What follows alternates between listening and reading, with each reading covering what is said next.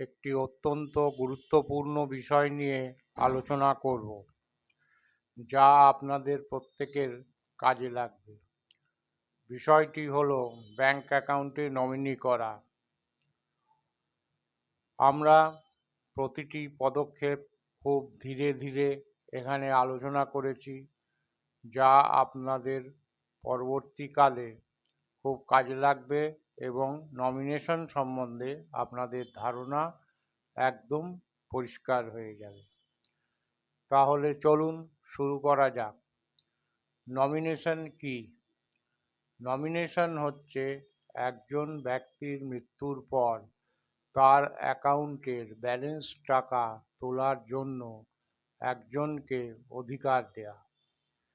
এখানে একটা কথা পরিষ্কার করে বলা দরকার যে নমিনির অধিকার বা ডিউটি শুধুমাত্র কিন্তু ওই টাকাটা তোলার ক্ষেত্রেই সীমাবদ্ধ, এবং তার কাজ হলো টাকাটা তুলে মৃত ব্যক্তির উত্তরাধিকারীর হাতে সেটা তুলে দেওয়া।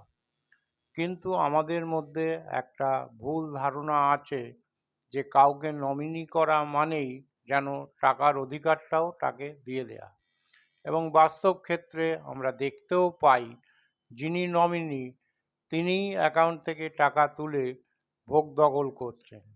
এটা কিন্তু আইনত একদম ভুল। নমিনির উচিত হচ্ছে টাকাটি তুলে উত্তরাধিকারদের হাতে তুলে দেয়া।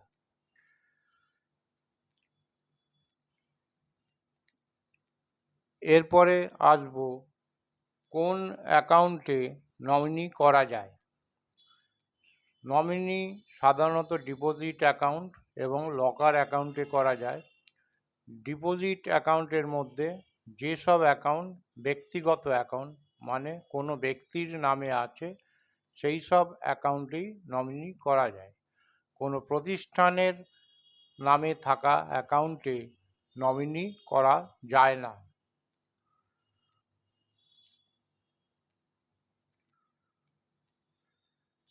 এবারে কাকে নমিনি করবেন? নমিনি সাধারণত যে কোনো মানসিক দিক থেকে সুস্থ ব্যক্তিকে নমিনি করা যায়। তিনি বন্ধুবান্ধব, আত্মীয় স্বজন হতে পারেন, পরিবারের মধ্যে কেউ হতে পারেন, অথবা বন্ধুবান্ধব হতে পারেন। শুধু তাঁকে মানসিক দিক থেকে সুস্থ হতে হবে। এবারে কিভাবে নমিনি করবেন? নমিনি সাধারণত অ্যাকাউন্ট খোলার সময়ই করা যায়, পরেও নমিনি করা যায়। নমিনি করতে হয় DA-1 ফর্মের মাধ্যমে। DA-1 ফর্মের মাধ্যমে নমিনি করতে হয়।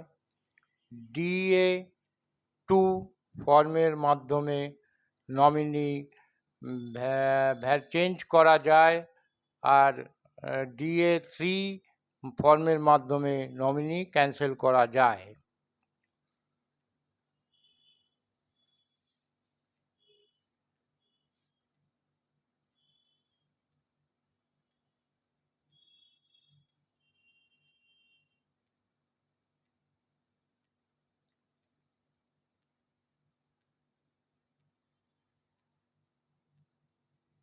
আর লকার অ্যাকাউন্ট হলে নমিনি করতে হবে SL-1 ফর্মের দ্বারা।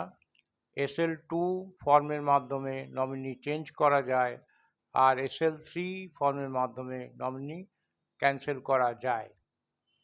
যদি জয়েন্ট অ্যাকাউন্ট হয় তাহলে প্রত্যেকটি অ্যাকাউন্ট হোল্ডারকে সই করতে হবে। আর যদি ডিপোজিটার নিরক্ষর হন তাহলে তার টিপসই দুজন উইটনেসকে অ্যাটেস্ট করতে হবে। এবারে নমিনেশন ফর্মে ডিপোজিট অ্যাকাউন্ট, নমিনির নাম, বয়স এবং ডিপোজিটারের সঙ্গে নমিনির সম্পর্ক এগুলো লিখতে হবে। কতজনকে নমিনি করা যায়? পরবর্তী প্রশ্ন হচ্ছে একটা ডিপোজিট অ্যাকাউন্টে কতজনকে নমিনি করা যায়? ডিসেম্বর 3, 2024 তারিখের আগে পর্যন্ত ডিপোজিট অ্যাকাউন্টে একমাত্র একজনকেই নমিনি করা যেত। জয়েন্ট অ্যাকাউন্টেও একজনকেই নমিনি করা যেত। কিন্তু December 3, 2024 banking lodge amendment bill pass হওয়ার ফলে বর্তমানে 4 জনকে নমিনি করা যায়। এইবারে নমিনি কিভাবে টাকা ক্লেম করবেন। ডিপোজিটারের মৃত্যু হলে ডেথ রেজিস্ট্রেশন সার্টিফিকেটের কপি সমেত চিঠি দিয়ে ব্যাংকে জানাতে হবে যে ডিপোজিটার মারা গেছে এবং এই অ্যাকাউন্টে নমিনি করা আছে। ব্যাংক তখন একটা 1 পাতার নমিনি ক্লেম ফর্ম দেবেন। সেই নমিনি ক্লেম ফর্মে ডিপোজিটারের নাম, অ্যাকাউন্ট নম্বর, ব্যালেন্স, ঠিকানা, কবে মারা গেছেন, ডেট অফ ডেথ, নমিনির নাম, নমিনির সঙ্গে ডিপোজিটারের সম্পর্ক, এই সমস্তগুলো ওই 1 পাতার ফর্মে ফিল আপ করে সই করতে হবে এবং ব্যাংকের কাছে গ্রহণযোগ্য এই রকম 2 জনকে উইটনেস করতে হবে। যদি কোনো গেজেটেড অফিসার, ব্যাংক অফিসার বা জুডিশিয়াল ম্যাজিস্ট্রেট সই করেন তাহলে 1 জন করলেই হবে। এইবার এই নমিনেশন ক্লেম ফর্মের সঙ্গে ডিপোজিটারের পাসবুক বা ফিক্সড ডিপোজিট রিসিট এবং নমিনির আধার কার্ড এবং প্যান কার্ড দিয়ে ব্যাংকে জমা দিয়ে দিতে হবে।